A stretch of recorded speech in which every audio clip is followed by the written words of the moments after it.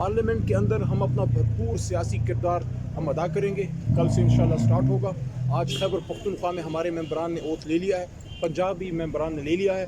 असल में जो हमारा मैंडेट है उसका आधा तकरीबन हमसे ले लिया गया है। खैबर पख्तूनख्वा में हमारे 90 मेंबरान, पंजाब में 107, यहाँ 86 इस वक्त हमारे एफिडेविट पे, और कुछ अभी ओपन में है क्योंकि उन्होंने इंट्रा पार्टी इलेक्शन लड़ना है। 9 सिंध में है, पूरा का पूरा कराची हमसे छीन लिया गया। पंजाब में आप ये देखिए कि मियाँ नवाज शरीफ साहब की जमात के इंक्लूडिंग हिम बशमूल उनकी तमाम बड़ी लीडरशिप अपनी सीटें हार चुके हैं। मियाँ साहब खैबर पख्तूनख्वा मानसेरा से हार चुके हैं, लाहौर से भी हारे हैं, लेकिन फॉर्म 47 भी जीते हैं। फॉर्म से पहले जो आधा आज हुआ है वो ये है कि तहरीक इंसाफ भरपूर कोशिश करेगी कि इंशाअल्लाह इमरान खान साहब जो इस पाकिस्तान के नहीं बल्कि उम्मत मुस्लिमा के लीडर हैं, उनको कानूनी तौर पे एक प्रॉपर पॉलिटिकल और कानूनी जद्दोजहद के बाद उनको निकाला जाए। हमारा सबसे पहला हमारा मकसद, हमारी मन मर्जी, हमारी मंशा ये है कि खान साहब और साथ में हमारी जो लीडरशिप है, शाह महमूद कुरैशी, उनके साथ साथ परवेज़ इलाही साहब, डॉक्टर यास्मीन राशिद साहिबा, हमारे पंजाब के साबिक गवर्नर जनाब चीमा साहब, उनके साथ साथ हमारे साबिक पंजाब के सदर और हमारे बहुत सी ख़वातीन कारकुनान, सब के सब जो हैं उनको निकालने के लिए हमारी भरपूर जद्दोजहद होगी। हम एक पुरअमन लेकिन पुरज़ोर सियासी जद्दोजहद करेंगे। हम कभी भी किसी की गिरबान में हाथ डालने के कायल नहीं हैं, लेकिन किसी को इजाज़त नहीं देंगे कि वो एक हद क्रॉस करे। बिस्मिल्लाहिर्रहमानिर्रहीम, अल्लाहुम्मा सल्लि व सल्लिम व बारिक अला सय्यिदिना मुहम्मद व अला आलि मुहम्मद। आज पाकिस्तान तहरीक इंसाफ की पार्लियामेंट्री पार्टी का पहला बाज़ाब्ता बड़ा हमारी बैठक यहाँ हुई है। वैसे छोटी मीटिंग्स हमारी होती रही, लेकिन आज बाज़ाब्ता तौर पे बैठक हुई और जिसमें हमारे नए मेंबरान ने भी शिरकत की, कुछ पुराने मेंबरान ने भी माशाल्लाह, और सब बड़ी मुश्किलात से, बड़ी तकलीफ़ों से गुज़र के आए हैं। अल्लाह ताला का करम है, अल्लाह ताला का एहसान है कि अल्लाह ताला ने साबित कदम रखा। और ख़ान साहब की और तहरीक इंसाफ के जो वर्कर्स हैं, जिस तरह उन्होंने ख़ान साहब की लाज रखी और ख़ान साहब के नाम पे जिस तरह कौम खड़ी हुई है, जो हमारा बयानिया था उसके साथ खड़ी हुई है। कौम ने साबित की है कि सन 47 में ये कौम अगर एक मुल्क नया बना सकती थी, तो अब एक उस मुल्क के लिए खड़े भी हो सकते हैं, इस बात के लिए कि ये मुल्क सही मानों में एक आज़ाद मुल्क हो, जहां अवाम की मन मर्जी पे लोग आके इक़्तिदार में बैठें, परफॉर्मेंस पे फैसले हों, और जो फिर परफॉर्म ना करे अवाम वोट की ताकत से उनको बाहर कर दें। बाहर की डिक्टेशन पे ये मुल्क मज़ीद नहीं चलेगा। लंदन से इनकार के बाद अब वाशिंगटन की तरफ सर झुकाना, ये तो अजीब सी बात है। फिर 75 साल पहले हमने ताज बरतानिया को क्यों बरसगीर पाक हिंद से बाहर निकाला था? अगर आज हम उनके हुक्म पे अपने मुल्क के फैसले करें, इसी की सज़ा इमरान खान साहब जेल में काट रहे हैं, एब्सोल्युटली नॉट कहने की सज़ा काट रहे हैं। अमेरिका जाके हुर्मत रसूल सल्लल्लाहु अलैहि वसल्लम की जंग लड़ने की सज़ा काट रहे हैं। आवाम के लिए हकीकी मानों में इंसाफ की बात करने पे वो अपनी सज़ा काट रहे हैं। इंशाल्लाह सब 45 पे हमारे लोग जीते हैं। मरियम बीबी का मैं हैरान हूँ, मरियम बीबी वज़ीर आला तो बना दी गई, लेकिन जिस सीट पे वो जीते हैं वहाँ महर शराफत साहब हमारे नौजवान रहनुमा वहाँ से जीत चुके हैं। उनके बड़े बड़े सुरमा जो है वो हारे, लेकिन कुछ को फॉर्म 47 पे जिताया गया। पूरा इस्लामाबाद हम जीत चुके हैं, लेकिन हमारे लोगों को फॉर्म 47 पे हराया गया। और फॉर्म 47 क्या है, फॉर्म 45 क्या है? फॉर्म 45 वो रिपोर्ट है उस ग्राउंड सिचुएशन की कि हर पोलिंग स्टेशन पे जितना वोट पड़ता है वो सारा फॉर्म 45 पे आपके सामने होता है। प्रिजाइडिंग अफसर की दस्तखत होते हैं, उस पैसेशन प्रिजाइडिंग अफसर के दस्तखत होते हैं, अंगूठों का निशान होता है।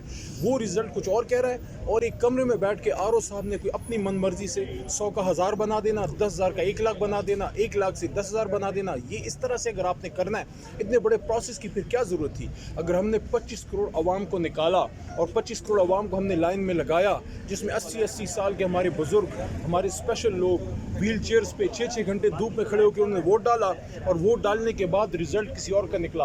आप मुझे ये बताइए, अगले इलेक्शन में फिर कोई वोट डालने निकलेगा? अगर लोगों के जहन में ये आ गया कि हम वोट क्यों डालें, रिजल्ट तो फॉर्म 47 पे बनेगा। ये चीज़ पाकिस्तान की जमहूरियत के लिए जहर कातिल है। इसलिए हम सुप्रीम कोर्ट ऑफ पाकिस्तान से ये इल्तिजा रखते हैं सामने, ये फॉर्म 45, फॉर्म 47 का इस कज़िए का कोई हल निकालें। हम तो आईनी सियासी जद्दोजहद करेंगे, लेकिन सबसे बड़ी अदालत की जिम्मेदारी बनती है कि जिस तरह आपने रात को अदालत लगा के ये इंश्योर किया कि इलेक्शन वक्त पे हो, और काजी साहब की वो बात हमें याद है जिसमें उन्होंने फरमाया था कि पत्थर पे लकीर है कि इलेक्शन होगा।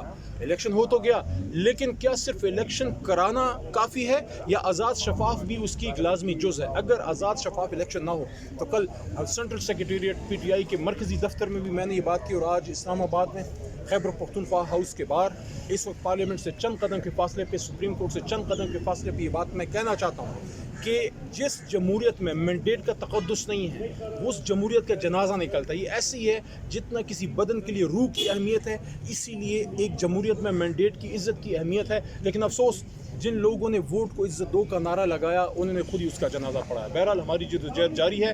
انشاءاللہ کل آپ تحریک انصاف کو بھرپور سیاسی رنگ میں دیکھیں گے. انشاءاللہ عمران خان صاحب کا جو میسج ہے، ان کی جو ہوپ ہے، ان کی جو توقع ہے اپنے ممبران سے کہ ان کے مینڈیٹ کی حفاظت ہو اور عوام نے جس جذبے سے ووٹ دیا ہے انشاءاللہ اس کی حفاظت ہو. شیراز بھائی کی بات، آپ شیراز بھائی کی بات. شیراز ایک سے للا جب تحریک عدم اعتماد پیش ہوا اس کے بعد آپ ایوان میں بیٹھے رہے، پھر خطاب بھی کیا، سب نے وہ دیکھا. اب اسی پارلیمنٹ میں آپ دوبارہ جا رہے ہیں جس پر آپ الزام لگا رہے ہیں کہ وہ جو ہے مینڈیٹ چوری ہوا ہے، جو نمائندے آ رہے ہیں مینڈیٹ چوری کر کے آئے ہیں، تو کیا یہ کوئی تضاد نہیں کہ اس طرح آپ بیٹھیں گے؟